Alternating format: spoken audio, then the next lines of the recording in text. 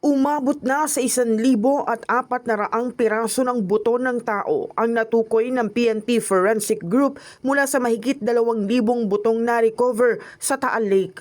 Ayon kay PNP Forensic Group Director Colonel Pierre Paul Carpio, nakalap ang mga ito sa mahigit 100 retrieval operations na isinagawa mula pa noong Hulyo ng nakaraang taon. Unang-una, kakaiba po ito sa napakaraming mga buto. So may tinatawag kaming comprehensive results.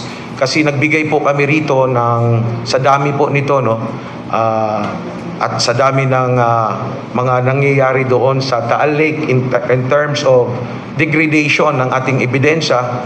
So gumawa po tayo ng estratehiya kung saan ang ating mga ebidensya ay binabalik-balikan natin.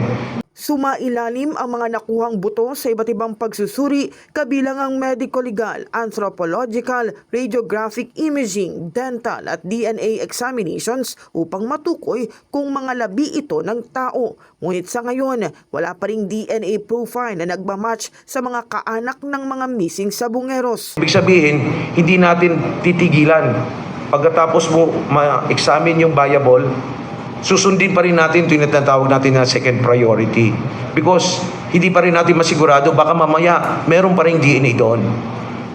Pagkatapos ng second viable, pwede pa rin tayo magkaroon ng collaborations sa mga third party kung saan kukuha na tayo o hihingi na tayo ng tulong kung sa Japan or sa UP. Ipinaliwanag ni Carpio na isa sa mga pangunahing hamon sa forensic examination ang matinding pagkasira ng mga ebidensya tulad ng kondisyon ng tubig sa Taal Lake. Ayon sa kanya, ang presensya ng sulfuric acid at iba pang mineral gaya ng magnesium, aluminum at sodium ay nagpapataas sa corrosiveness ng lawa na nagiging sanhi ng pagnipis at pagkasira ng mga buto. Nakadagdag pa rito ang mataas sa temperatura ng tubig at matagal na pagkakababad ng mga buto. Dahil dito, paulit-ulit na sinusuri ng mga forensic experts ang bawat sample upang mapataas ang posibilidad na makakuha ng usable DNA profile.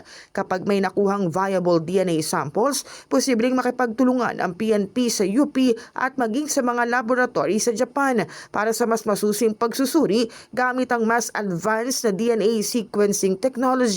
Bukod sa mga buto ng tao, nakarecover din ang mga otoridad ng mga buto ng hayop, artifacts at iba pang materyales mula sa ilalim ng lawa. Magkakaroon po tayo ng comprehensive examination. Pag nag-negative po ito, umaasa pa rin po tayo sa kabilang side ng buto ay baka meron pa rin positive. So ito po ay, alam niyo naman, napakahabang proseso. So alam naman natin na ang ating DNA ay napakahirap. Ito po ang pinakamahirap kuhanan na sample.